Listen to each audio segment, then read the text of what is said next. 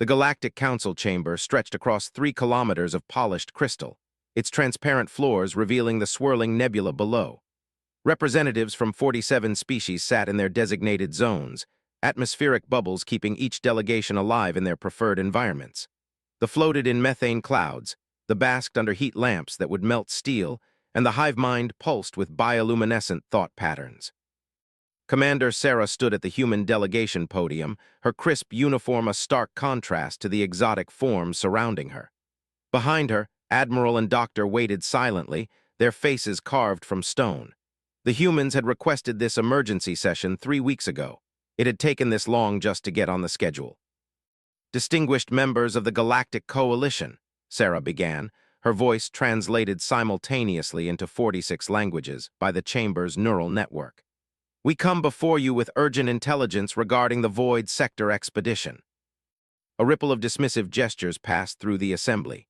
The ambassador, a being resembling a crystalline spider the size of a small transport, clicked its mandibles in what Sarah had learned was their equivalent of a condescending laugh.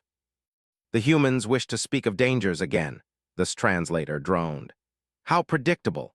Your species has been part of this coalition for merely 8 cycles, yet you presume to lecture civilizations that have navigated the stars for. Sarah's jaw tightened, but she pressed on. Our deep space monitoring stations have detected anomalous readings in the void sector. The energy signatures don't match anything in the coalition database. We believe. You believe, interrupted Ambassador Ox of the collective, their gelatinous form rippling with colors that indicated amusement. Humanity's beliefs are noted and filed appropriately, with the rest of your paranoid warnings. A wave of agreement washed through the chamber. Sarah could feel it, the collective dismissal of her entire species. The humans were the newcomers, the primitives who had only discovered faster-than-light travel 60 years ago.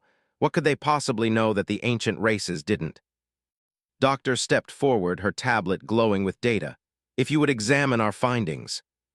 We have examined your findings, High Chancellor announced from the central dais. The leader was considered the most politically powerful being in known space, representing a civilization that had mastered interstellar travel when humanity was still painting caves. His 3 eyes blinked in sequence, a gesture of finality. Your mathematical models are based on insufficient data. Your conclusions are speculative at best, alarmist at worst. 73 vessels, Sarah said firmly. That's how many ships we've tracked entering the void sector in the past standard year. None have returned, not one. The void sector has always been hazardous, replied the delegate, their voice a haunting melody through the translation matrix. Navigation anomalies, spatial distortions, ships are lost. This is the nature of deep space exploration. Admiral finally spoke, his gravel voice cutting through the chamber. We've analyzed the trajectory data from the last 12 expeditions. Whatever is out there, it's actively hunting. The disappearances aren't random. There's a pattern, a methodical. Enough, Chancellor's pronouncement echoed through the crystal structure. The Coalition appreciates humanity's enthusiasm, but the Void Sector expedition represents our greatest opportunity in generations. Preliminary scans suggest resource deposits worth more than the entire Coalition economy. We will not be deterred by the nervous speculations of a juvenile species. Sarah felt something crack inside her chest. Not surprise, not anger, just the cold, familiar weight of being ignored. The expedition is scheduled to depart in 3 standard days, the Chancellor continued. 18 races have committed vessels. The combined fleet represents the finest exploration and military technology in the galaxy. Whatever concerns your primitive sensors have detected, I assure you, we are more than capable of handling any eventuality. At least delay the launch, Doctor pleaded. Give us time to gather more data. Send in unmanned probes first. Standard protocol. Standard protocol was established by civilizations far older and wiser than yours, human, the ambassador interjected. We do not need lessons in caution from a species that nearly destroyed itself with nuclear weapons before even leaving its own planet. Laughter rippled through the chamber, not from all delegations, but enough to sting. Sarah looked around the assembly, seeing the dismissal in every alien gesture and bioluminescent pattern. She had prepared for this. The human delegation had spent months compiling evidence, running simulations, predicting this exact scenario. But knowing you'll be ignored and experiencing it were 2 different things. Then I ask this council to enter humanity's formal objection into the record, Sarah said, her voice steady despite the futility. Earth officially warns against the Void Sector expedition. We will not contribute vessels or personnel, and we urge all member races to reconsider. So noted, Chancellor replied with thinly veiled contempt. Will that be all? Sarah exchanged glances with And. The Admiral gave the slightest shake of his head. There was nothing more they could do here. That will be all, Sarah confirmed. As the human delegation departed, Sarah heard the ambassador's comment, translated for all to hear. Perhaps in another 1,000 years, the humans will learn that fear is not the same as wisdom. The walk back to the human embassy felt longer than usual. The diplomatic quarter of Nexus Prime Station hummed with activity, beings from across the galaxy conducting the endless business of interstellar civilization. Street vendors sold foods that would kill most species, and information brokers traded secrets in 1,000 languages. Above them, the station's transparent dome revealed the cosmos in all its terrifying beauty. We tried, Doctor said quietly as they entered the embassy's secure wing. Not hard enough, Admiral growled. They didn't even look at the sensor data, not really. Sarah pulled up the latest reports on her personal tablet. The anomalies were getting stronger. Whatever lurked in the void sector was becoming more active, as if anticipating the arrival of the massive coalition fleet. Run the simulation one more time, she ordered. Full parameters, I want to know exactly how bad this is going to be. Doctor's fingers danced across her workstation. The holographic display materialized in the center of the room, showing the void sector in 3 dimensions. The planned route of the coalition fleet appeared as a glowing line, penetrating deep into the uncharted region. Then the simulation played forward. The 3 humans watched in silence as the holographic fleet encountered the anomalies. The mathematical model was based on every scrap of data they'd collected, every energy signature, every gravitational fluctuation. The simulation ran for 18 minutes before it ended. The result was always the same: total fleet destruction, no survivors. Probability assessment? Sarah asked, though she knew the answer. 87% chance of catastrophic fleet loss, Doctor replied. 94% chance of significant casualties. The variables are limited, but the patterns are clear.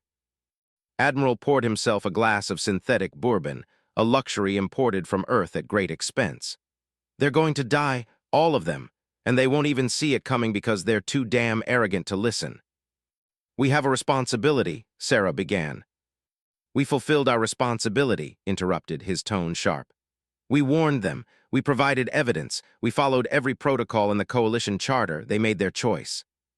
Sarah stared at the simulation frozen on the screen, showing the moment of first contact with the anomaly. What if we're wrong? What if we're the ones being alarmist? Doctor shook her head. I've checked the math 17 times, had colleagues on Earth verify independently. The readings don't lie, Sarah. Something is out there, and it's unlike anything in the Coalition database because it's unlike anything that's ever been encountered before. Then why can't they see it? Sarah demanded. They have been exploring space for 40,000 years. They have predictive algorithms that can forecast stellar events centuries in advance. How can they all be this blind? Pride, Admiral said simply. They've been on top for so long they've forgotten what it's like to encounter something genuinely unknown. To them, we're the primitive humans, the species that broadcast our location to the entire galaxy before we even knew aliens existed. Why would they listen to us? Sarah walked to the embassy's observation window, looking out at the endless stream of vessels coming and going from Nexus Prime. Somewhere out there, 18 races were preparing their finest ships for an expedition that would likely be their doom, and there was nothing she could do to stop it. What's the contingency plan? She asked quietly. Admiral joined her at the window. If the simulation proves accurate, humanity will be the only major spacefaring power left intact in this sector. We've already begun reinforcing our borders, calling in reserves, and accelerating weapon development programs. They'll blame us, Doctor said. When the fleet doesn't come back, the survivors will say we sabotaged them, that we were responsible somehow. Let them, replied. We'll be alive to hear their accusations. Sarah felt the weight of what was coming settle on her shoulders. In 3 days, the greatest fleet ever assembled would depart for the void sector. And if humanity's warnings proved correct, it would be the last anyone ever heard from them. "Alert Earth Command," Sarah ordered. "Tell them to implement Protocol Blackout. If this goes the way we think it will, we need to be ready for what comes after." The next 72 hours passed with agonizing slowness. The human delegation watched as the Coalition fleet assembled at the jump point, a gathering of vessels representing the pinnacle of galactic technology. They contributed their cathedral ships, massive vessels that could fold space around them. They sent their geometric warships, covered in weapons that could crack planets. They deployed living vessels, grown rather than built, that could repair themselves in real time. In total, 247 ships prepared to jump into the unknown. Each one carried hundreds or thousands of crew members. Families bid farewell on. News services across the galaxy covered the event with breathless excitement. This was to be the expedition that would establish Coalition dominance over the entire galactic arm. The humans watched and said nothing more. Their warnings were on record, their objections noted. Now they could only wait for the consequences. On departure day, Sarah stood in the embassy's observation deck as the massive fleet began its jump sequence. One by one, the vessels vanished into faster-than-light travel, disappearing from normal space like stars blinking out. The last ship jumped at 13:47 hours Standard Time. Then there was only silence and the distant stars. "How long until we know?" Doctor asked. "The expedition plan calls for regular check-ins every 6 hours," Sarah replied. "First report should come in about 30 hours from now." "It won't," Admiral said with grim certainty. "We all know it won't." Sarah nodded slowly. "Then we wait, and we prepare for what humanity has to do next." Far across the galaxy, in a region designated only as the Void Sector, something ancient stirred. It had slumbered for epochs, waiting in the darkness between stars. The approaching fleet registered on senses that existed beyond the normal spectrum of physics. And deep in that unknowable darkness, something that had no name in any living language began to wake fully, drawn by the largest concentration of life-bearing vessels to enter its domain in recorded history. The first transmission should have arrived at hour 32. Sarah sat in the embassy's communication center, surrounded by monitoring equipment that Earth had specifically designed to track the expedition. The official Coalition channels remained silent, but that was expected.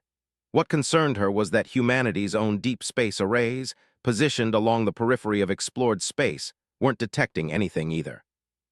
No distress signals, no energy signatures from ship drives, nothing. "It's like they ceased to exist the moment they jumped in," Doctor said, adjusting the sensor parameters for the 5th time. "Complete communications blackout." Admiral paced behind them, his footsteps the only sound in the otherwise silent room. "The Coalition Command Center is starting to notice. I've got reports that they're trying to establish contact through alternative channels." Sarah pulled up the diplomatic feeds. Sure enough, the various race representatives were gathering in emergency sessions, their concern growing with each passing hour. But concern wasn't panic. Not yet. Deep space expeditions sometimes experienced communication difficulties. Everyone knew that. Except this wasn't a communication difficulty. At hour 48, the Coalition officially declared the fleet's silence unusual but not yet alarming. They dispatched 3 high-speed courier vessels to investigate, each one equipped with the latest FTL communication arrays. The crews were volunteers, hand-picked from the Coalition's best. Sarah watched the small ships vanish toward the Void Sector and felt a hollow pit in her stomach. More lives thrown into the darkness. "We should stop them," Doctor whispered. "With what authority?" replied bitterly. "We're the crazy humans, remember, the ones who see threats everywhere." The courier ships maintained contact for 6 hours after entering the Void Sector's outer boundary. Their reports were routine at first, noting only standard spatial anomalies. Then, at the 6-hour mark, the first ship's transmission cut off mid-sentence. The second ship lasted 4 minutes longer, enough time to send a frantic message. "Not possible, the readings are wrong, nothing in the database." The third ship's final words were simpler, "Oh God." Then silence. The Coalition exploded into chaos. What had been dismissive confidence became horrified confusion in the span of minutes. Emergency sessions were called. Military fleets were mobilized.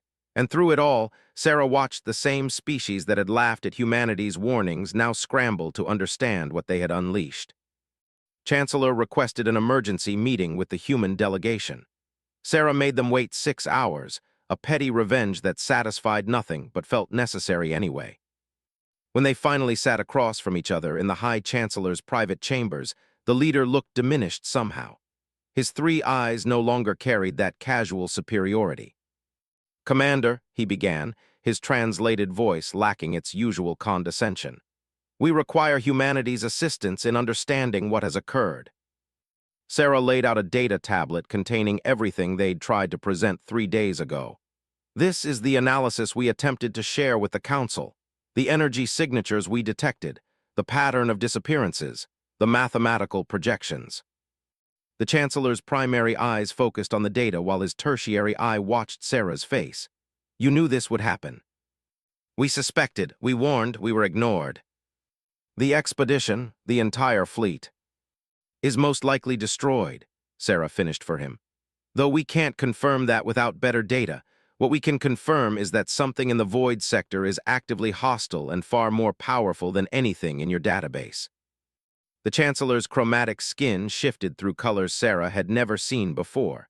Physiological responses were usually tightly controlled, but whatever he was feeling now bypassed that control. "How long have humans known about this threat?" "We didn't know about it specifically," Doctor interjected.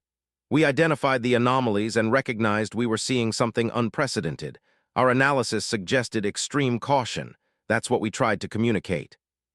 "But your species chose not to participate in the expedition," the Chancellor noted. "You protected yourselves while allowing others to walk into danger." Admiral's hand slammed down on the table, the sound sharp in the quiet room. "We did everything short of physically blocking your ships. We presented evidence. We begged for delays. We asked for unmanned probes. And we were mocked, dismissed, told we were primitive and paranoid. Don't you dare suggest we're responsible for your arrogance." The Chancellor flinched, an unmistakable reaction even across species lines. For a long moment, nobody spoke. "What would humanity recommend as our next course of action?" the Chancellor finally asked. Sarah had prepared for this question. "Establish a quarantine zone around the entire void sector. Pull all vessels and stations back to minimum safe distance. Begin long-range observation and analysis. And absolutely do not send anything else in there until we understand what we're dealing with." "A quarantine would require resources we no longer have," the Chancellor said quietly. "The expedition contained 40% of the Coalition's military assets. Our defensive capabilities are severely compromised." Sarah had suspected as much. The Coalition had grown complacent of unopposed dominance. They'd concentrated their power into the expedition fleet, certain nothing could threaten it. "Then you have a different problem," Admiral observed. "Because whatever is in that sector now knows you're out here, and you just showed it where you live." The implications hung in the air like a suspended blade. The Coalition had not only lost a massive fleet, they'd potentially revealed themselves to something that could destroy that fleet with apparent ease. "We need time to rebuild," the Chancellor said, "to rally what forces remain and establish proper defenses." "You'll have it," Sarah replied. "Humanity will assist with the quarantine zone. We'll position our monitoring stations along the border and share all data freely." "Your generosity is noted, Commander, though I suspect there will be those who question humanity's convenient survival of this catastrophe." Sarah had expected this too. Let them question. We'll be too busy keeping everyone alive to care about political conspiracy theories. Over the following weeks, the true scale of the disaster became clear. 247 vessels lost, over 3 million souls unaccounted for. The expedition had carried not just military personnel but scientists, engineers, colonists, and support staff. Entire bloodlines from some smaller species had been wiped out in a single catastrophic event. And the Coalition, built on the assumption of technological superiority and military might, found itself suddenly vulnerable. The humans worked around the clock, deploying their monitoring stations in a wide arc around the void sector. Earth's shipyards, modest by Coalition standards, went into overdrive producing sensor arrays and communication relays. For a species that had been mocked as primitive just weeks before, humanity suddenly found itself indispensable. Sarah coordinated the quarantine efforts from Nexus Prime, liaising with dozens of species who ranged from grateful to resentful. The ambassador never spoke to her directly again, communicating only through intermediaries. The collective formally apologized, their bioluminescent displays showing genuine remorse. Simply, their methane breathers retreating to their home systems in traumatized silence. But not everyone accepted humanity's help gracefully. "You knew," hissed Ambassador of the Saurian Dominion during a tense Security Council meeting. "Your species possessed intelligence about the threat in it. How many of our people died because humanity chose not to share what it knew?" Sarah kept her voice level, though her fingernails dug into her palms. "We shared everything, multiple times. There are recordings of our presentations, our warnings, our pleas for caution, all of it dismissed, all of it ignored." "Convenient that your warnings were vague enough to be dismissed, but specific enough to keep your own vessels safe," shot back. Admiral stood, his presence commanding attention. "Ambassador, with respect, you're engaging in revisionist history to avoid facing an uncomfortable truth. Your leaders chose pride over caution, arrogance over wisdom, and 3 million souls paid the price. Don't insult their memory by blaming the ones who tried to save them." The meeting dissolved into arguments that lasted hours. But through it all, Sarah noticed something crucial. The species blaming humanity were the minority. Most of the coalition had seen the recordings, read the reports, understood what had really happened. And they remembered being in that chamber when the humans warned them. 3 weeks after the fleet's disappearance, the Void Sector monitoring stations detected new activity. The readings were similar to what had consumed the courier ships, but different in one critical way. They were moving outward, toward the quarantine boundary. Sarah studied the data with growing dread. Whatever had destroyed the fleet wasn't content to remain in the depths. It was expanding its territory, testing the edges of known space. "It's hunting," Doctor said, her voice barely above a whisper. "It consumed the fleet and now it wants more." "How long until it reaches the quarantine line?" Sarah asked. "At current speed, 48 hours. Sarah immediately contacted Earth Command. "This is Commander. Initiate Protocol Sentinel. We need every available vessel at the quarantine zone immediately." Within hours, humanity's fleet began assembling. It wasn't as large as the Coalition's lost armada, and the ships weren't as individually powerful. But Earth's military had learned lessons from centuries of near-extinction events and constant preparation. Human vessels were designed for one thing above all else: survival against impossible odds. The Coalition members watched with mixed emotions as humanity's fleet took up positions along the quarantine boundary. Some were grateful for the protection. Others were insulted that they needed protection from a species they'd considered inferior just weeks before. Sarah didn't care about their feelings. She cared about keeping the line. The first contact came exactly on schedule. The thing emerged from the void sector like a wound in space itself, a distortion that human sensors could barely track and alien technology couldn't detect at all. It probed the quarantine line, testing the defenses, learning. "All ships, this is Commander," Sarah broadcast on all frequencies. "Hold your positions. Do not engage unless fired upon. This is reconnaissance, not combat. Let it see our strength." The entity circled the quarantine zone for 6 hours, its presence causing gravitational distortions and energy fluctuations that sent most sensor systems into chaos. Human equipment, designed with redundancy and analog backups, continued functioning when more advanced Coalition technology failed. Then, as mysteriously as it appeared, the entity back into the void sector. "Status report," Sarah demanded. "All ships intact," Admiral reported from the fleet flagship. "No casualties, no weapons discharged, but Commander." That thing was scanning us, learning our capabilities. "I know," Sarah replied. "It's intelligent, it's patient, and it's planning its next move." The Coalition Security Council demanded a briefing. Sarah stood before them, the same chamber where she'd been dismissed weeks before, and delivered the assessment nobody wanted to hear. "The entity in the void sector is unlike anything we've encountered. It appears to be a form of spatial predator, existing partially outside normal dimensional space. It's attracted to large concentrations of energy and life signatures. The expedition fleet drew it like a beacon." "How do we kill it?" demanded the Saurian ambassador. "We don't know if we can," Sarah admitted. Our weapons were designed to fight conventional threats. This is something else entirely. Right now, our best strategy is containment and deterrence. Unacceptable, spat. The Coalition does not cower behind barriers. The Coalition that didn't cower is floating dead in the void sector, Admiral interjected coldly. You want to join them, Ambassador? I'm sure we can arrange transport. Chancellor raised a hand for silence. Commander, what does humanity require to maintain this containment? Resources, mainly. Our fleet is sufficient for now, but we need to maintain constant patrols. That means fuel, supplies, replacement parts. We also need access to Coalition sensor data to better understand what we're facing. Done, the Chancellor agreed immediately. What else? Sarah glanced at Admiral, then back to the assembled representatives. Permission to establish permanent defensive installations at key points along the quarantine boundary. Automated weapons platforms, early warning systems, the works. Murmurs rippled through the assembly. What Sarah was describing would make humanity the facto guardians of this entire sector, a position of enormous strategic power.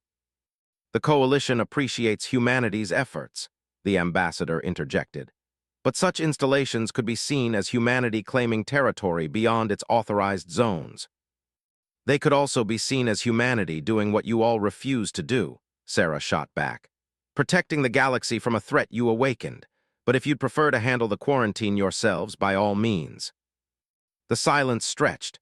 Everyone in the chamber knew the Coalition couldn't manage this alone, not in their current depleted state. They needed humanity, and that reality was a bitter pill for species that had ruled the stars for. The installations are approved, Chancellor finally announced, with the understanding that they serve the Coalition's interests, not solely humanity's. Understood, Sarah agreed, though everyone in the room knew the balance of power had just shifted irrevocably. As the meeting adjourned, Doctor approached Sarah with a troubled expression. We're taking on a lot of responsibility here. What if we can't maintain the containment? Sarah watched the various ambassadors departing, seeing the resentment and gratitude mixed in their alien features and gestures. Then everyone dies, us included. At least this way, we're the ones holding the line. I'd rather trust humanity's paranoia than anyone else's confidence. The monitoring stations continued their watch, and the thing in the void sector continued to test the boundaries. With each probe, humanity learned a little more about their enemy, and with each probe, the entity learned about them. It was a game of patience, played across the void of space, with the stakes being nothing less than survival itself. And humanity, the species that had been dismissed as primitive and paranoid, found itself standing alone between civilization and something that existed beyond comprehension. 6 months after the fleet's disappearance, humanity had transformed the quarantine zone into a fortress line that stretched across 8 light-years of space. The defensive installations bristled with weapons that drew on human military theory, practical experience from Earth's endless wars, and a fundamental understanding that survival sometimes required being willing to do what others considered impossible. Sarah walked through the command center of Firebase Prometheus, the largest of humanity's defensive stations. Banks of monitors displayed real-time data from 300 sensor platforms, while tactical officers coordinated patrols of 67 human vessels ranging from small scouts to heavy cruisers. It was impressive by any measure, but Sarah knew it might not be enough. Contact, announced Lieutenant from the sensor station. Void side activity increasing, multiple signatures emerging. Sarah moved to stand behind him, watching as the displays lit up with warnings. This wasn't like the previous probes. Whatever was coming was bigger, more organized, more purposeful. Sound General Alert, Sarah ordered.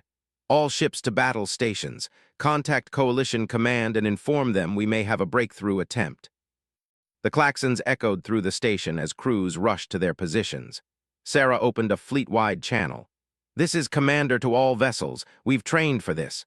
Hold your positions, maintain discipline, and trust your equipment.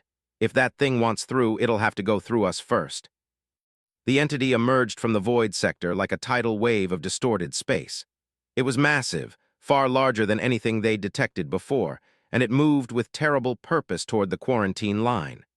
Behind it, Sarah could see smaller signatures, dozens of them like remora following a shark. Multiple contacts, designating primary target as Void Alpha 1. Reported, his voice steady despite the fear Sarah could see in his white knuckles. Secondary contacts designated Void Beta series count at 43 and rising. Admiral's face appeared on the main screen from his flagship. Sarah, we can't let that through if it reaches inhabited space. I know, Sarah replied. She activated the tactical display, showing the defensive formation humanity had spent months perfecting. All vessels engage Protocol Hammer. Target Void Alpha 1 with concentrated fire on my mark. Beta Series targets are secondary priority. The human fleet opened fire in perfect synchronization. Unlike the Coalition's preference for massive individual weapon systems, humanity had designed their armaments based on a simple principle. If you don't know what will hurt an enemy, try everything at once. Kinetic launched solid projectiles at relativistic speeds. Particle beams sliced through space with coherent destruction. Missile pods released swarms of warheads carrying conventional explosives, nuclear devices, antimatter charges, and several experimental payloads that Earth scientists had cooked up specifically for this threat. The entity shuddered as the barrage struck home. For the first time since the fleet's disappearance, they were getting a measurable reaction. Whatever this thing was, it could be hurt. Targets advancing despite damage, announced. Impact to quarantine line in 4 minutes. Sarah gripped the edge of the tactical display. 4 minutes to decide if humanity would cross a line the Coalition had forbidden months ago. 4 minutes to potentially save or doom everyone. Load the cleansing fire packages, Sarah ordered quietly. Admiral's expression went grim. Sarah, the Council was explicit. Use of planet-killer weapons without authorization. Will get me court-martialed, Sarah finished. Noted, load them anyway.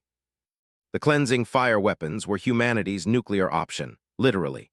Each package contained enough destructive force to sterilize a small planet, wrapped in a delivery system designed to detonate at the precise intersection of normal space and whatever dimensional space the entity occupied. The theory was sound, but they'd never been tested, and the Coalition had absolutely forbidden their deployment after discovering humanity had been quietly building them. Packages loaded, reported the weapons officer. Targeting solution computed. Hold, Sarah commanded, watching the entity's approach. 3 minutes. The Beta Series contacts were spreading out, trying to flank the defensive line. Smart, coordinated. This wasn't mindless hunger anymore. This was strategy. All vessels concentrate fire on Beta contacts. Drive them back toward Alpha 1, compress their formation. The human fleet adjusted, their weapons tracking to the smaller targets.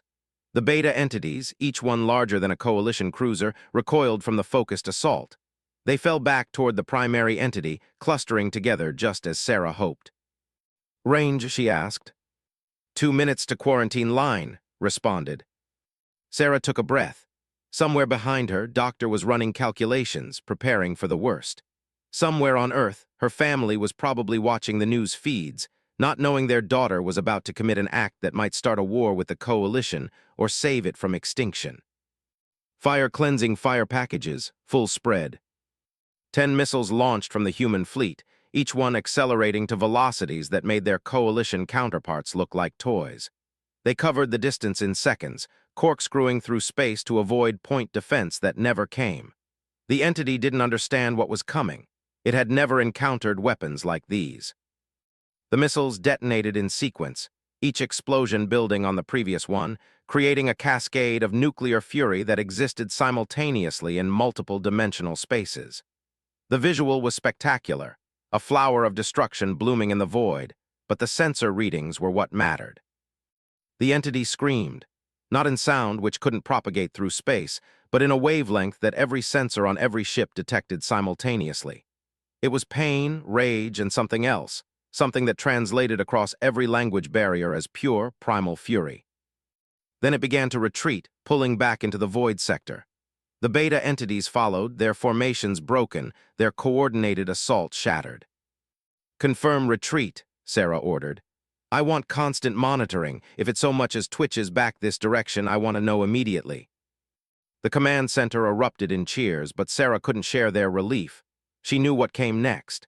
The political consequences of using unauthorized weapons, the investigations, the accusations, the possibility that she'd just traded one threat for another. The Coalition's response came faster than expected. Within hours, Chancellor demanded Sarah's immediate presence on Nexus Prime. The tone of the message made clear this wasn't a request. Sarah stood in the Chancellor's chamber once again, but this time the atmosphere was different. The other ambassadors present weren't dismissive or condescending. They were furious. "You deployed planet-killer weapons without authorization," the ambassador accused, its crystalline body reflecting its agitation in sharp, angry colors. "This is a violation of 17 coalition treaties. Your actions warrant immediate arrest and trial." "My actions saved your lives," Sarah replied calmly. "That entity was minutes from breaking through. Once in inhabited space, nothing could have stopped it." "We have only your word that such extreme measures were necessary," Ambassador interjected. "For all we know, humanity staged this entire incident to justify expanding your military presence." Doctor, standing beside Sarah, pulled up a holographic display showing the sensor data. "These readings are available to any coalition member. The entity was breaching the quarantine line. Commander's decision was based on real-time tactical assessment." "A decision that exceeded her authority," the ambassador added, though their colors showed less anger than the others. "While we appreciate the defense, Commander, the precedent you've set is troubling. If individual commanders can deploy weapons of mass destruction based on their own judgment." "Then maybe you should have been there," Admiral interrupted, striding into the chamber with the confidence of someone who'd stopped caring about diplomatic niceties. "You want a court-martial, Commander? Fine. But first, you explain to your populations why you're prosecuting the human who saved them from being consumed by an extra-dimensional predator." Chancellor raised his hand for silence. "Admiral, your presence was not requested." "Don't care, I'm here anyway," moved to stand beside Sarah. "You want to know the real problem? It's not that we used those weapons, it's that we had them in the first place. It's that humanity prepared for threats you refused to believe existed, and now you're angry because we were right." "Humanity's paranoia is not vindication," the ambassador retorted. "It is when the thing we're paranoid about eats your entire fleet," shot back. The chamber descended into chaos, multiple species shouting in multiple languages, the translators struggling to keep up. Sarah watched it unfold with a strange detachment. This was the Coalition's true nature, revealed by crisis. Not the enlightened civilization they pretended to be, but a collection of self-interested species held together by convenience and fear. Chancellor's voice cut through the noise. "Enough, this bickering serves no purpose." He turned his 3 eyes on Sarah. "Commander, your actions were unauthorized. However, your results are undeniable. The question before us is not whether to punish you, but how to proceed from this point forward." Sarah met his gaze steadily. "The entity was driven back but not destroyed.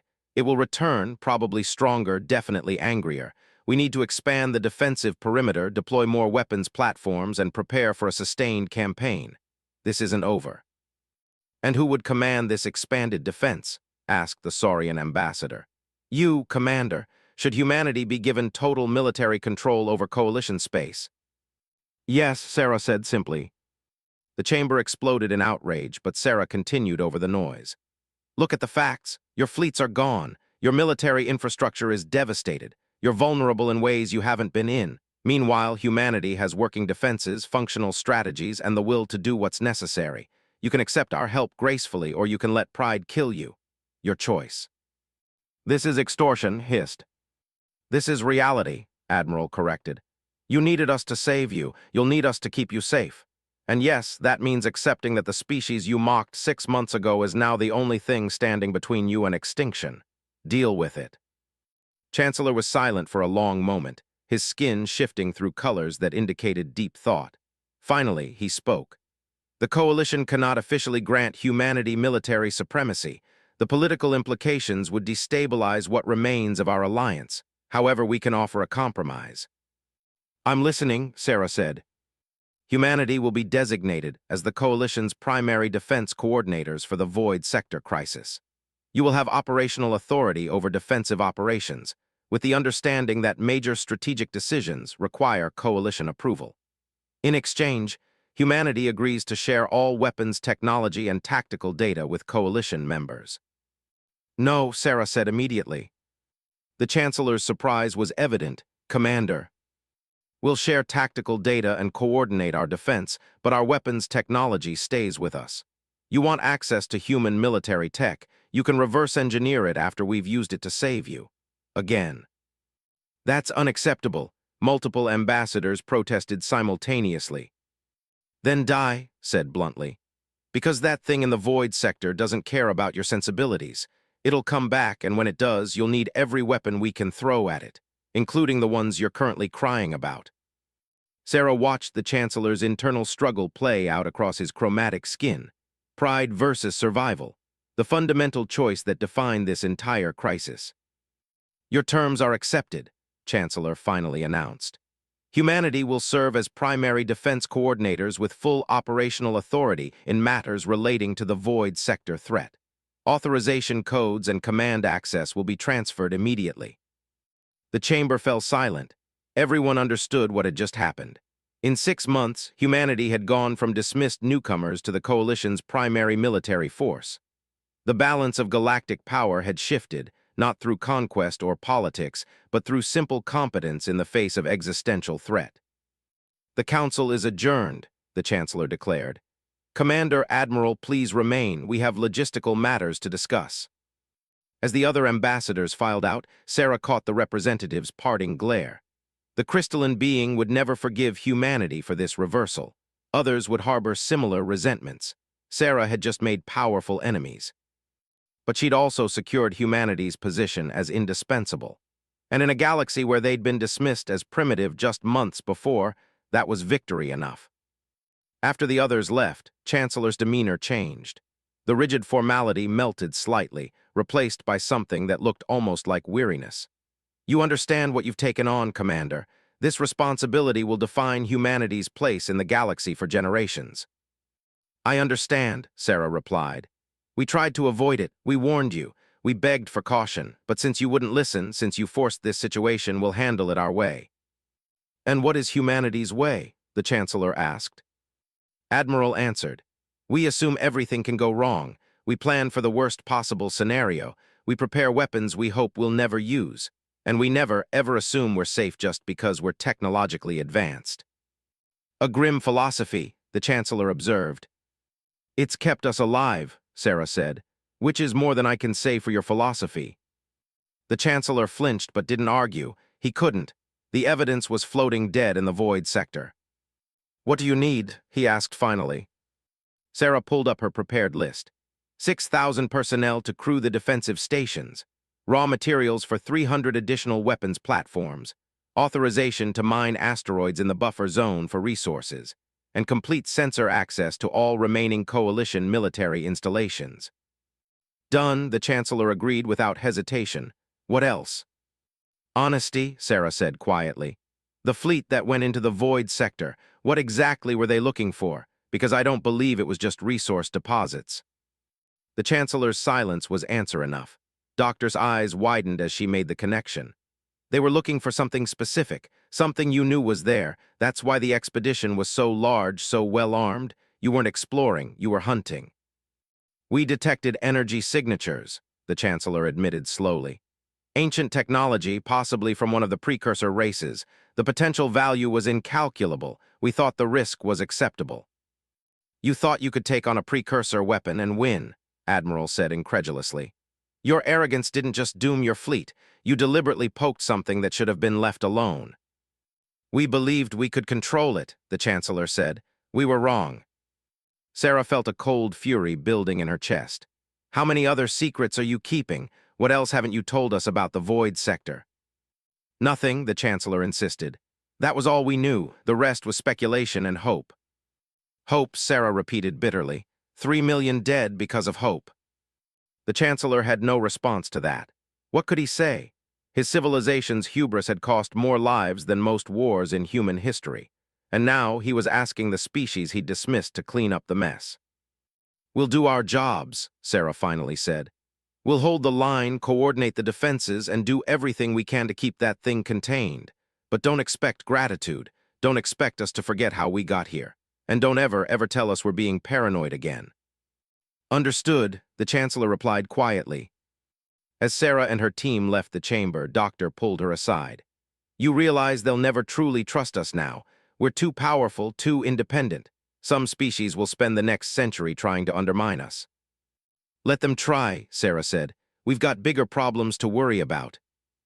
Back at Firebase Prometheus, Sarah stood before the massive observation window, looking out at the defensive line that humanity had built. 67 ships on patrol, 300 weapons platforms, thousands of personnel working around the clock to maintain the barrier between civilization and chaos. And beyond that barrier, in the darkness of the void sector, something ancient and hungry waited for its next opportunity. "Commander," Lieutenant called from his station, "we're detecting new activity. The entity is moving again, but not toward us. It's going deeper into the void sector." Sarah frowned, retreating. "Unknown, but there's something else. We're picking up signals, faint but distinct. They match coalition communication protocols." Sarah's blood ran cold. From the expedition fleet. Possibly, the signals are fragmented, barely coherent, but they're there. Sarah looked at Admiral, seeing her own horror reflected in his face. The fleet wasn't just destroyed.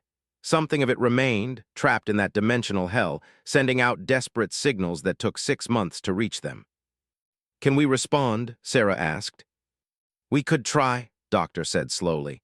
"But if we do, we risk drawing the entity back to our position, and we'd be letting whatever is left of that fleet know we're here, actively watching." "They're still alive," Sarah whispered. "After all this time, some of them are still alive in there." Admiral's jaw clenched.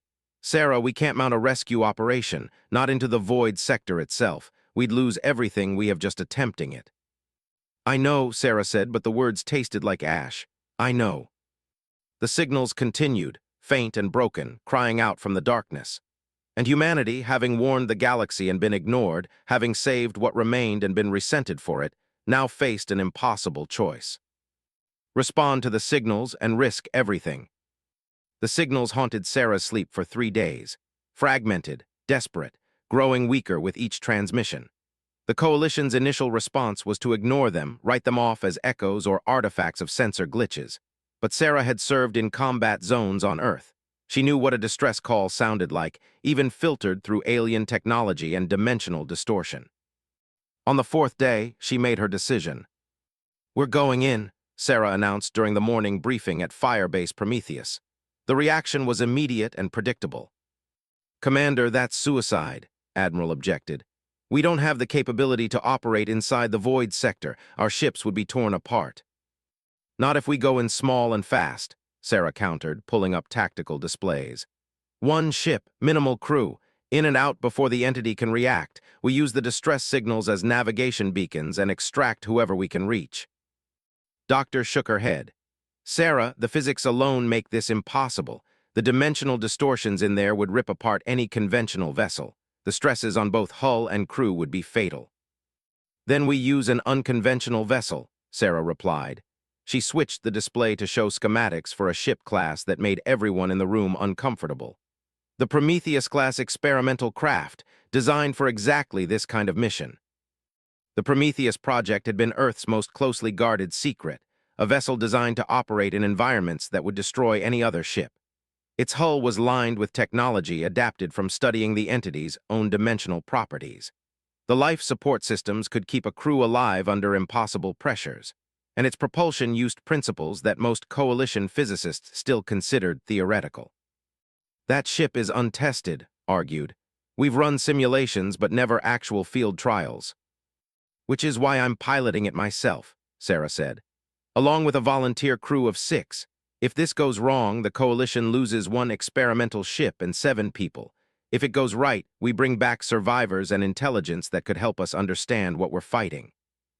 "And if the entity detects you and follows you back?" Lieutenant asked quietly.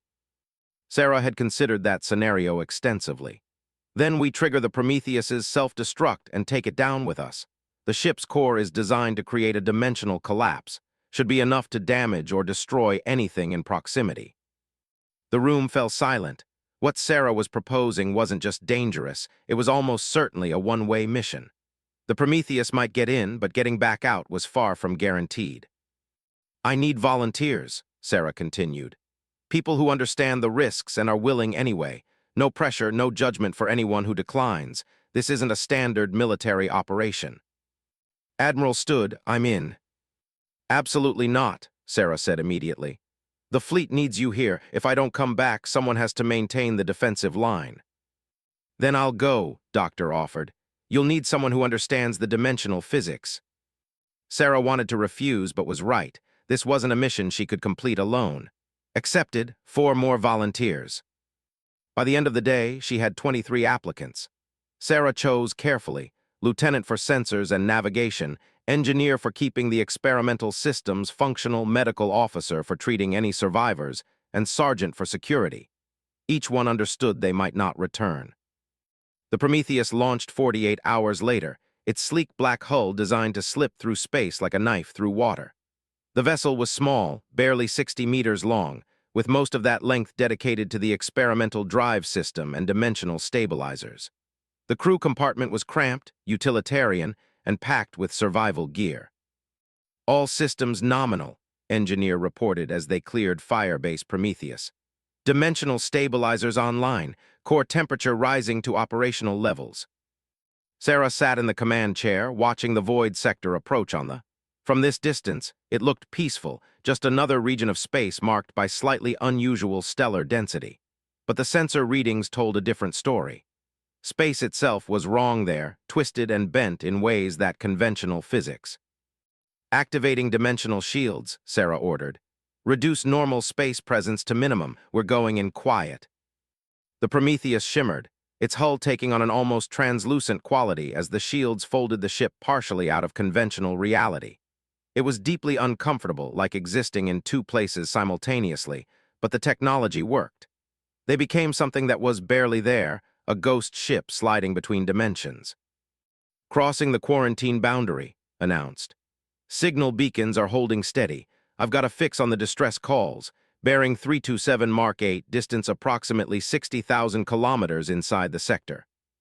Sarah guided the Prometheus deeper into the void sector, every instinct screaming at her to turn back. The space around them grew darker somehow, as if light itself had trouble existing here. The stars outside began to distort, stretching and twisting in ways that hurt to look at. "Commander, I'm detecting massive gravitational anomalies," said, his voice tight.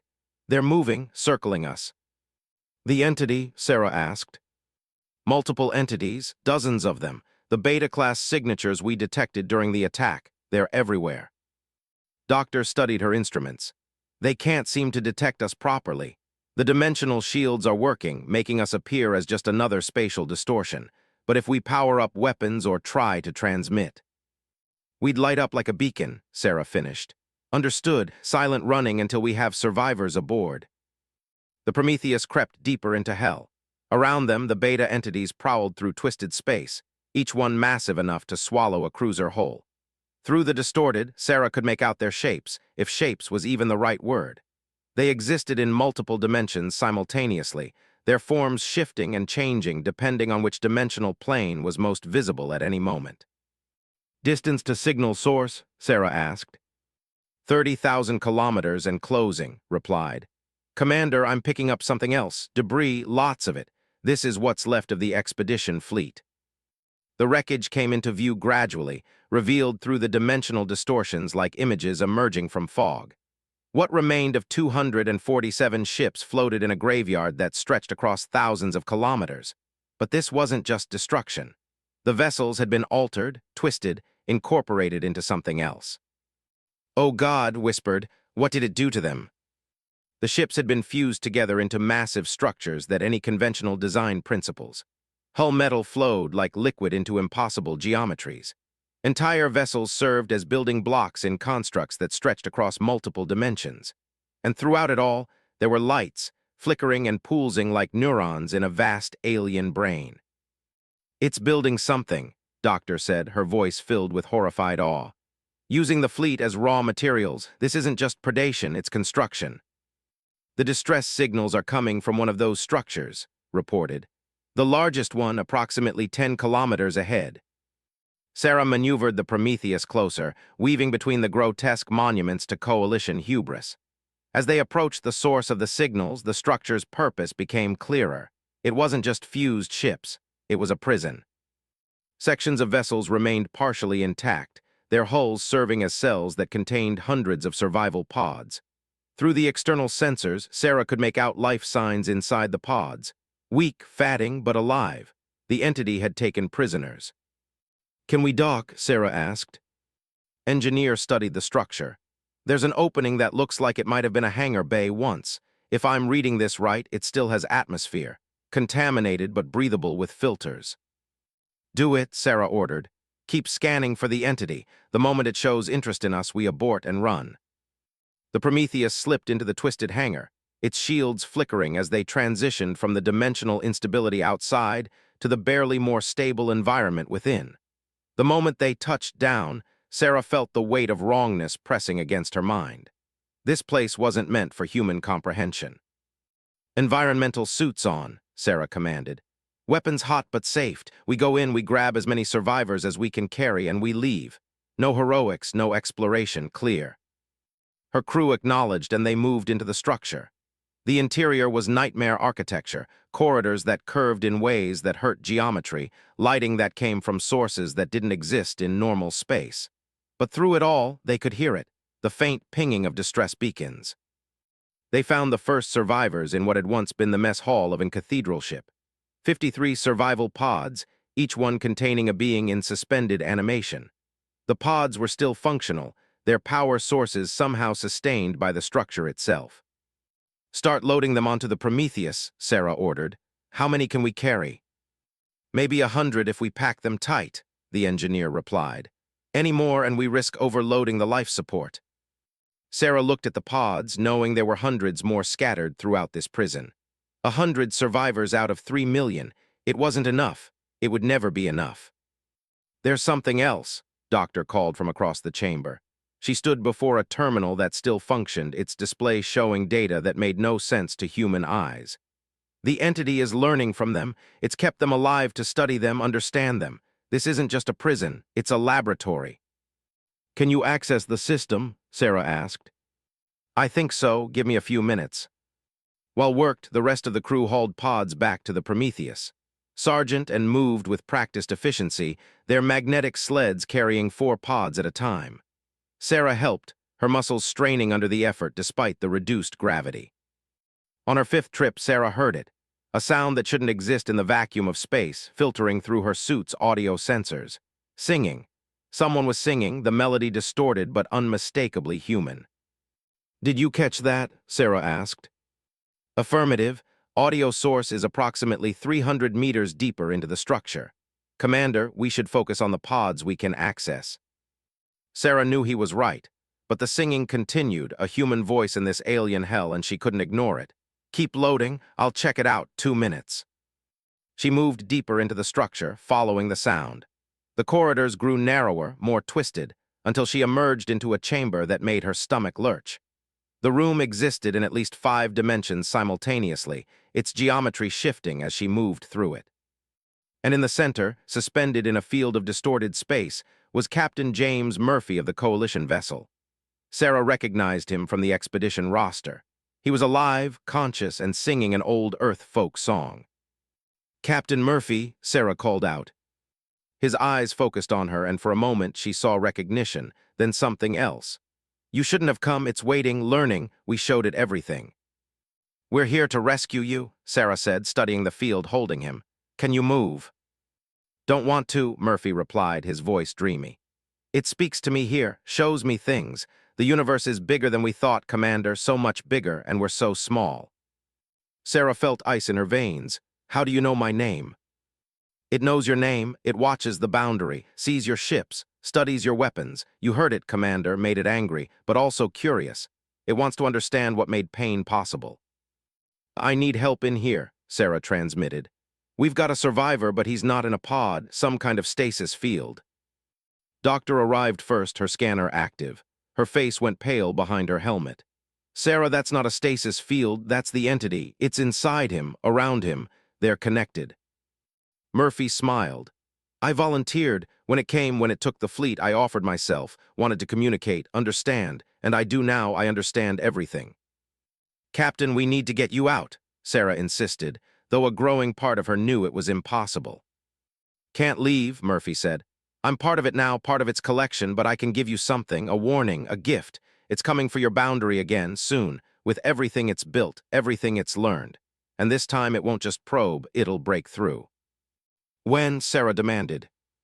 When it's ready, when it understands you enough to counter your weapons. Soon. Days, maybe. You should run, Commander. Take humanity far from here. It doesn't want you specifically, just life, energy, information. You're just food to a thing that feeds on existence itself. Doctor was backing away. Sarah, we need to leave, now. The entity knows we're here. The structure began to shudder. Through the walls, Sarah could sense something enormous moving, focusing its attention on this chamber. The beta entities outside were converging on their position. Status, Sarah called. We've got 87 pods loaded. Structure is destabilizing. Commander, if we don't leave in the next 60 seconds, we won't leave at all. Sarah looked at Captain Murphy, seeing the human being buried beneath whatever the entity had made him. I'm sorry, she said. Don't be, Murphy replied. I chose this, and my choice might save everyone. Tell them, Commander, tell them it can be killed. I've seen inside it. There's a core deep in the void sector. A singular point where all its dimensional extensions converge. Hit that and you can hurt it, maybe destroy it. How do we find this core? Sarah asked. You don't, it finds you. When it attacks again, it'll bring itself through. The whole thing, not just extensions, that's your chance, your only chance. The chamber began collapsing, dimensional walls folding in on themselves. Doctor grabbed Sarah's arm. Move. They ran, the structure coming apart around them. Behind them, Sarah heard Murphy's voice one last time. Good luck, Commander. Humanity's going to need it. The Prometheus launched with 91 pods crammed into every available space. The moment they cleared the structure, the entire prison complex collapsed in on itself, folding through dimensions until it simply ceased to exist, taking Captain Murphy and hundreds of other survivors with it. Entity detected, shouted. Multiple vectors, they're converging on us. Sarah pushed the Prometheus's experimental drive to its limits. The ship shuddered as it phased through dimensional barriers, racing for the quarantine boundary. Behind them, the beta entities gave chase, their forms sliding through space faster than anything should move. They're going to catch us, Engineer said, watching the pursuit on sensors. Not if we give them something else to chase, Sarah replied. She programmed a course change, directing the Prometheus not straight for the boundary, but toward one of the larger debris clusters. Commander, that takes us deeper into the sector, protested. Trust me, Sarah said. She wove the Prometheus through the wreckage, using the debris as cover while the beta entities closed in. At the last second, she triggered every active sensor and weapon system simultaneously, making the ship blaze like a sun in the darkness. The beta entities surged toward the sudden energy signature. Sarah waited until they were committed, then shut down everything and dove into a massive hollow sphere that had once been a coalition carrier. The Prometheus went completely dark, drifting silently while the entities searched for the energy signature that had just vanished. For 10 minutes they held their breath. The entities circled, probed, searched. Then, gradually, they moved away back to their patrols. Restart minimal systems, Sarah whispered. Dimensional shields only, we ghost our way out. It took 3 hours to crawl back to the boundary, moving at minimum power, barely existing in normal space. But eventually, Firebase Prometheus appeared on their sensors, and the quarantine line welcomed them home. The moment they docked, Sarah transmitted her report to Admiral and the Coalition Council. 91 survivors recovered, proof that the entity was intelligent, adaptive, and planning. And Captain Murphy's final gift, intelligence on how to kill it. But there was something else Sarah had learned, something that terrified her more than the entity itself. In those moments connected to Murphy, connected through him to the entity, she'd felt it. The hunger wasn't malicious. The entity wasn't evil or cruel. It simply was operating on principles so far beyond human comprehension that concepts like morality didn't apply. They were fighting something that didn't hate them. It just needed them to cease existing. And somehow that was worse. The survivors were revived gradually over the following days. Most were traumatized, incoherent, useless for intelligence gathering.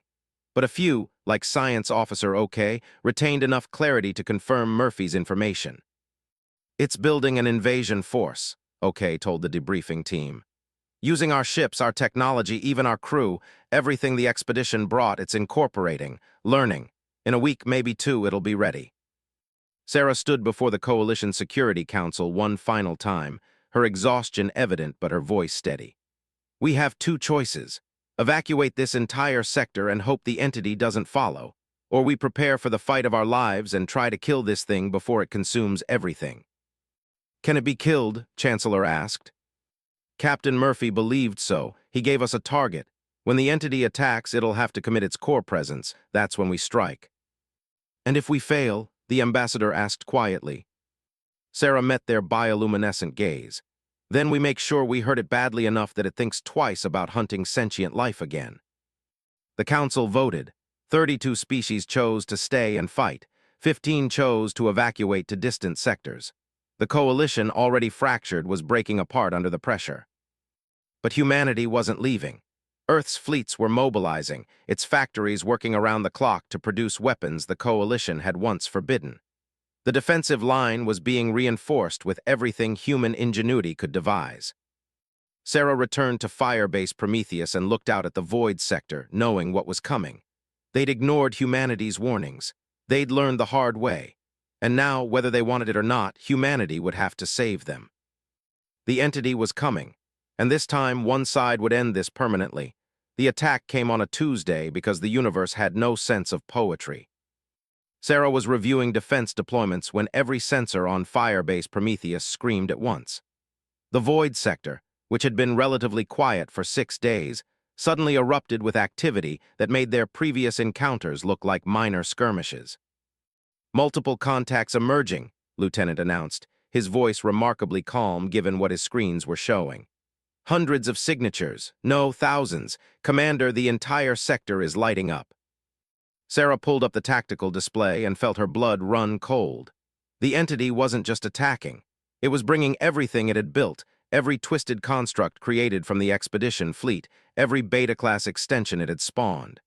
The invasion force stretched across a front 3 light-years wide. "Sound general alert," Sarah ordered. "All stations to battle readiness. Contact the coalition forces and tell them this is it, the big one." Within minutes, every human ship and station snapped into position. The defensive line had grown significantly in the weeks since Sarah's rescue mission. 400 weapons platforms now bristled along the boundary, supported by 137 human vessels ranging from nimble frigates to heavy battlecruisers. Behind them, the coalition's remaining forces assembled, their ships representing 24 different species and design philosophies. It was impressive. It might not be enough. Admiral's face appeared on the main screen from his flagship, the UES Defiance. "Sarah, we're looking at numbers beyond anything we planned for, if they hit us all at once." "They will," Sarah confirmed. "The entity is done testing. This is an all-or-nothing assault. How long until the coalition forces are in position?" 10 minutes for the closest units. The cathedral ships are 20 minutes out. "We can't wait that long," Sarah decided. "Human forces engage on my command. Coalition ships provide supporting fire as they arrive. We hold this line no matter what." The entity's forces advanced like a tide of impossible geometry. In the lead came the beta entities, hundreds of the dimension-shifting predators that had driven back humanity's initial defenses. Behind them, the converted ships of the expedition fleet moved in formations that suggested intelligence and purpose. And deeper still, Sarah could sense something vast approaching, reality itself distorting around its presence. The core, Captain Murphy's target, it was coming. "All ships, this is Commander," Sarah broadcast on all frequencies. "Today we face something unprecedented, an enemy that exists beyond our understanding, that thinks in ways we can't comprehend. But it can be hurt. It can be killed. We proved that 6 months ago when we first met it. Today we prove it permanently." She paused, looking at the faces on her bridge crew, young people who'd volunteered to stand between civilization and annihilation. "Earth didn't ask for this fight. We warned everyone, we tried to stop it. But since we're here anyway, we're going to do what humanity does best. We're going to survive. And we're going to make sure that thing regrets ever noticing us. All ships, weapons free, fire at will." The human fleet opened up with everything they had. The void lit up with fire, particle beams, missiles, and weapons that Earth's scientists had invented specifically for this battle. Dimensional disruption bombs created pockets of unstable space that tore at the beta entities. Quantum made solid matter phase unpredictably, causing the converted ships to tear themselves apart. And scattered throughout the barrage were the cleansing fire weapons, nuclear fury wrapped in dimensional mathematics. The first wave of beta entities hit the defensive line, and discovered that humanity had spent the last months learning how to hurt them. The creatures that had seemed invincible 6 months ago now recoiled from concentrated fire, their impossible forms disrupted by weapons designed to exploit the same dimensional physics they used. First wave breaking up, reported. Confirmed kills on 17 beta entities, but the second wave is adapting. They're adjusting their dimensional phasing to counter our weapons. Then we adjust faster, Sarah replied. Implement variation protocols, rotate through every weapon frequency and dimensional alignment we have. Don't let them adapt to a single pattern. The battle became a deadly dance of adaptation. The entity learned, adjusting its forces to counter human weapons. But humanity learned faster, changing tactics on the fly, trying weapons combinations that made no theoretical sense but sometimes worked anyway. It was improvisation versus impossible biology, and for the first 30 minutes humanity was winning. Then the converted fleet arrived. The ships that had once belonged to the coalition now flew under the entity's control, and they brought with them all the weapons technology of 47 species. They moved in perfect coordination, their fire precisely calculated to exploit weaknesses in human defensive positions. Taking heavy fire on Sector 7, came the report from Firebase Atlas. We've lost 3 weapons platforms, and the frigate UES Vengeance just took critical damage. Redirect support from Sectors 4 and 5, Sarah ordered. All ships concentrate fire on the converted vessels. They're still using conventional technology.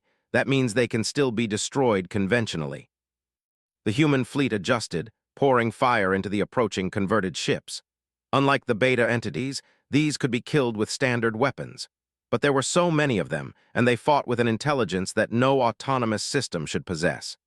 The entity was learning warfare from multiple species simultaneously, combining their tactics in ways that shouldn't work but did. Coalition forces entering the battle, announced. Cathedral ships are engaging on our flanks. The arrival of coalition reinforcements changed the dynamic. The ships, massive and powerful, could fold space around themselves to dodge attacks and reposition instantly. The geometric warships proved devastating against the converted fleet, their crystalline weapons cutting through corrupted hulls. Even the living ships contributed, their biological weapons creating effects the entity clearly hadn't anticipated. For a moment, Sarah allowed herself to hope. Maybe with everyone working together they could do this. Then she felt it, a pressure against her mind like something vast pressing against the walls of reality. The main flickered, showing something that shouldn't be possible to show. The entity's core was entering normal space. Its description, trying to look at it directly, caused Sarah's eyes to water and her head to pound. The thing existed in too many dimensions simultaneously, its form constantly shifting between possibilities. But at its center, she could see what Captain Murphy had described. A singular point where all the entity's extensions converged, a heart of impossible geometry that pulsed with stolen life. That's the target, Sarah announced. All cleansing fire weapons prepare for coordinated strike. We only get one chance at this. Commander, to guarantee a kill, we'd need to get the weapons inside its defensive perimeter, Doctor reported from her station. That means someone has to deliver them manually. Sarah had known this moment was coming from the instant Murphy told her about the core. She'd run the simulations 100 times. There was no scenario where this ended without sacrifice. Prep the Prometheus, Sarah ordered. Full weapons load, dimensional shields at maximum. I'll make the delivery run. Commander, that's a suicide mission, Admiral protested from his screen. We need you to coordinate the defense.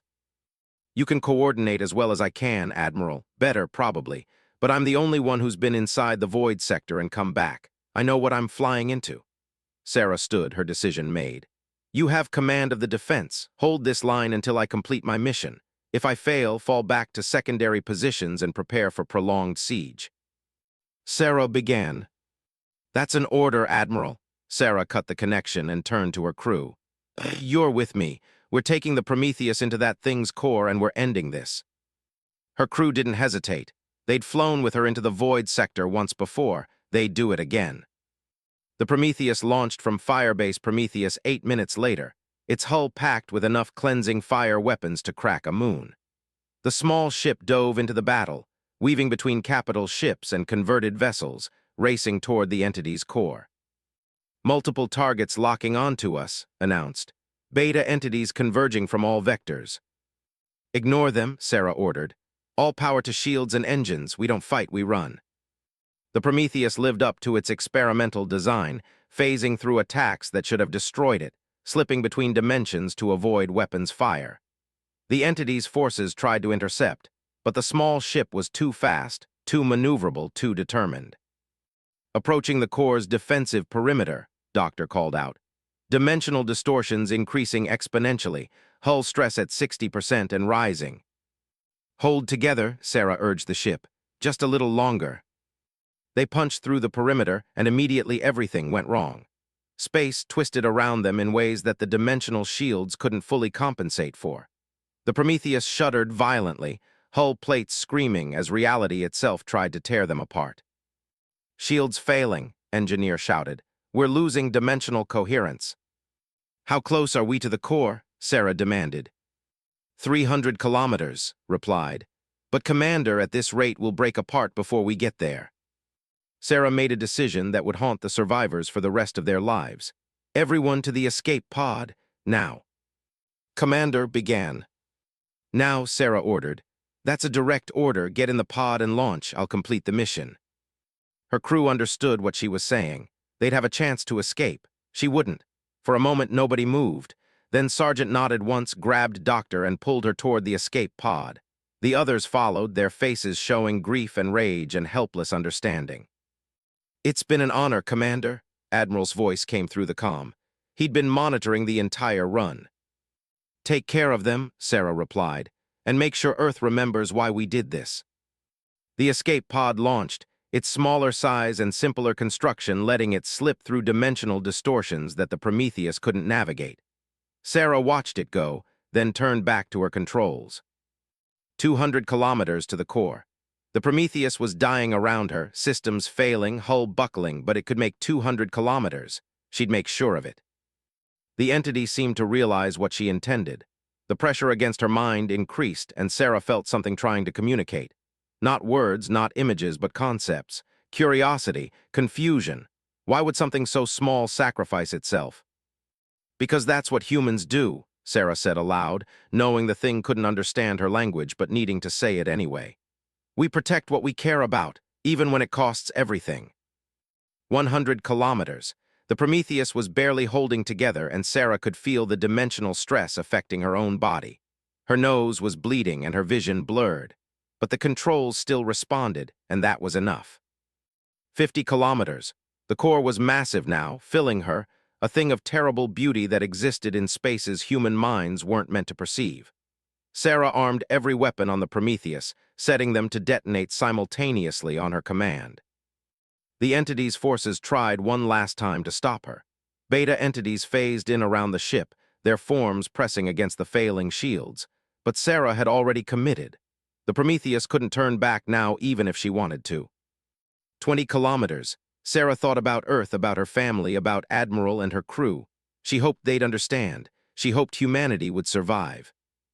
10 kilometers. The core seemed to pulse, reality warping around it in ways that made Sarah's mind rebel. But she could see it now, the singular point Murphy had described, where all the entity's dimensional extensions met. 5 kilometers. Sarah's vision was fatting, blood running from her nose and ears, but her hand was steady on the controls. For Earth, she whispered, for all of us. She triggered the Prometheus's final dive, accelerating directly into the core, and activated every weapon simultaneously. The cleansing fire packages detonated in a cascading sequence, each explosion building on the previous one, creating a chain reaction of dimensional collapse that existed across multiple planes of reality at once. The entity screamed, not in sound but in a wavelength that every sensor in the battle detected simultaneously. It was pain beyond comprehension, agony across dimensions, the death cry of something vast and ancient. The core collapsed inward, taking the Prometheus and Sarah with it. The dimensional implosion rippled outward, catching the beta entities in its wake, tearing at the converted ships, unraveling the entity's presence in normal space like pulling a thread from a tapestry. From Firebase Prometheus, Admiral watched the core collapse through tears he didn't bother to hide. Around the defensive line, the entity's forces simply ceased to exist, their connection to the core severed, their impossible geometry unraveling into normal matter that drifted harmlessly in space. The battle was over. They'd won. The price had been Commander Sarah and the Prometheus, sacrificed in the heart of an enemy that had consumed 3 million souls. The Prometheus's escape pod was recovered 3 hours later. The crew inside were traumatized, incoherent, but alive. Doctor clutched a data recorder containing every scan the Prometheus had made during its final run. It would take years to process the information, but it was there, proof of what they'd faced, what they'd defeated, and what it had cost. The Coalition Security Council met in emergency session. Chancellor, his chromatic skin showing colors of mourning, addressed the assembled representatives. Commander Sarah gave her life to save us all from a threat we awoke through our own arrogance. She tried to warn us. We didn't listen. And when we needed saving, she didn't hesitate to pay the ultimate price. The chamber was silent. Even the most resentful species couldn't argue with the evidence displayed on every screen. The entity's complete destruction, the defensive line holding, civilization saved by one human sacrifice. Humanity will be granted full coalition membership with all privileges and rights, the Chancellor continued. The defensive installations they built will remain under human control, and Earth's warnings will never be dismissed again. It's not enough, Ambassador Ox of the Collective said quietly. Nothing we give them will ever be enough to repay this debt. Back on Earth, Sarah's family received the news in their home in Chicago. Her father, a retired Marine, stood silently at the window looking up at the stars. Her mother sat with Sarah's old uniform, the one from her first deployment. Her younger brother just cried. Across Earth, across every human colony, the news spread. Commander Sarah had saved the galaxy. She'd tried to warn them, they'd ignored her, and she'd saved them anyway. Monuments were erected. Her name was written into history books across 40 species. The Prometheus was designated a protected memorial site once the dimensional instabilities cleared enough to retrieve it. But for those who'd known her, who'd served with her, no amount of recognition could fill the empty space she left behind. Admiral stood at the observation window of what was now called Station, formerly Firebase Prometheus. The defensive installations remained, a testament to human preparation and paranoia. The void sector was quiet now, its threat neutralized, but the monitoring system stayed active. Humanity would never assume safety again. Doctor approached, her work analyzing the Prometheus's final data almost complete. You should see this, the entity. It wasn't natural. The readings suggest it was created, or at least shaped by something. A weapon, maybe, from one of the precursor races. So the expedition really was looking for precursor technology, said bitterly. And they found it, just not in the way they hoped. Sarah knew the risks, said softly. She always knew. That's why she made the plans she did, took the precautions she did, because she understood that hopping for the best while preparing for the worst meant you had to be willing to face that worst when it came. Nodded, she tried to warn them. And when they didn't listen, she saved them anyway. That's humanity, that's Sarah, looked out at the stars. They learned the hard way, they'll never ignore our warnings again. Will it matter? Asked. There are other threats out there, other ancient things sleeping in dark corners of the galaxy. Will the Coalition listen next time? They will, assured him, because they know what happened when they didn't, and because humanity won't let them forget. Across the galaxy, things were changing. The Coalition was rebuilding, but differently now. Human advisors were integrated into planning committees. Earth's cautious approach to exploration became the new standard. And whenever someone proposed a mission that seemed too risky, someone inevitably asked, "What would Commander say about this?" The answer almost always was to slow down, gather more data, prepare better defenses, assume nothing was safe. It was humanity's paranoid wisdom, bought with 3 million lives and one final sacrifice. In the depths of space, where the void sector had been, nothing moved. The entity was gone, its threat ended. But far away in other dark corners of the galaxy, other ancient things stirred in their long slumbers. And somewhere in the records of civilizations older than thought, warnings existed about waking such things. Warnings that, until recently, nobody had bothered to read. But now, with humanity watching the darkness, those warnings would be heeded. Because the species that everyone had dismissed as primitive and paranoid had proven that sometimes Paranoia was just survival by another name. Sarah's final message, recorded moments before her death and recovered from the Prometheus's black box, was played at her memorial service. Representatives from every species in the coalition attended. Her voice, steady even at the end, spoke words that would be remembered for generations. If you're hearing this, I didn't make it back, that's okay. This is what needed to be done, and I'm glad I could do it. To my family, I love you, I'm sorry I won't be coming home. To my crew, you did everything right, don't blame yourselves. To Admiral, the defense is yours now, keep everyone safe. To Earth, stay vigilant, stay prepared. Never assume the universe is safe just because it looks peaceful. And to the Coalition, I hope you learned something from this. We tried to warn you. Next time someone sounds the alarm, maybe you'll listen. The recording ended. The memorial continued. But Sarah's words echoed across the galaxy, a reminder of the cost of ignoring warnings, the price of arrogance, and the incredible courage of a species that saved everyone despite being dismissed by all. Humanity had tried to warn them. They'd ignored the warnings. And they'd learned the hard way that when humans say they see danger, it's because they've learned to spot it coming from very far away. The galaxy would never ignore humanity's warnings again. That lesson had been taught in blood, sacrifice, and fire, but it had been learned. And in the end, that would have to be enough. Or stay silent, holding the line, while survivors called out for help that would never come. They had tried to warn the galaxy, now they would have to save it. The hunt was about to begin,